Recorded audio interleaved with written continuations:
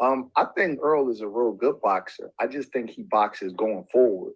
And when the guy boxes going forward, then they don't really get the same accolades as the guy that's doing a lot of smooth moves and like a Pernell Whitaker or like a Floyd Mayweather, or even Shakur Stevenson. I think Earl, people use the word basic as an insult, but it's not an insult. It's a compliment. He's not fancy. He doesn't show a lot of fancy moves. He doesn't do a lot to avoid punches, but that doesn't mean he's not boxing. He's just boxing, and he keeps it simple. It's jab, straight left hand, right hook, step here, step there, keeps his hands up. He's kind of the same ilk of a Marvin Hagler, of a Winky Wright, and those kind of guys, they well-rounded fighters. And, when I know this is a 50-50 fight, but more people that I know is picking Terence than picking Errol. And I think the reason why is because you could see Terence's gifts more obviously than you could see Errol's.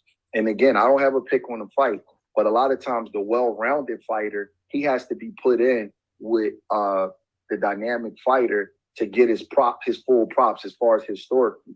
Because if you just picking them with your eyeballs, you usually pick the guy that's more aesthetically pleasing. But if you look back, right, well-rounded guy, B-Hop, Felix Trinidad is a dynamic guy. So when they fight, nobody remembers this, but I know B-Hop was a 6-1 underdog because Tito Trinidad was more dynamic, the knockouts and things like that. So you didn't really get a chance to know how good the well-rounded guy was until he went up against them. Look at Winky Wright and Shane Mosley. Shane Mosley is the dynamic guy. But when he fight Winky Wright with the basic fundamentals, he was able to beat him. But if you look at those two guys on paper, or if you're in the hitting pads with them and you're in the gym, you look at Shane Mosley as the more talented, more dynamic fighter. And I could go through our history. Marvin Hagler, I know that's one of Sean's favorite fighters. If you look at him and Hearns got the whippy jab, the big right hand, the reach and the power. But when they meet each other in the ring, the more well-rounded guy won the fight. So I think that with Errol, I think Errol does box well. I just think that he doesn't box in a fancy way that kind of gets the media and the fans to kind of, be enamored with his style. His gifts don't show like that.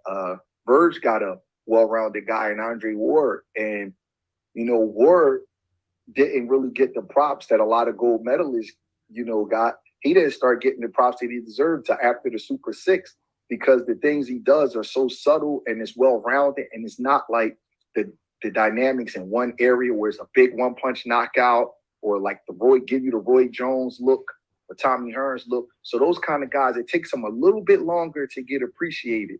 So that's one of the reasons why I think this is a 50-50 fight because, Earl, he does things in a subtle way.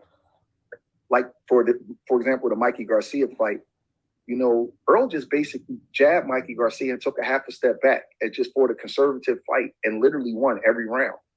It was like a complete shutout, but he got criticism for it because he didn't knock the smaller man out, but he totally undressed him and outboxed him. So he does have that in his game. And, it could show up the night of the fight. Sometimes those guys need that special opponent in front of them to bring out what they really are because they don't really show all of their stuff against the lesser guys.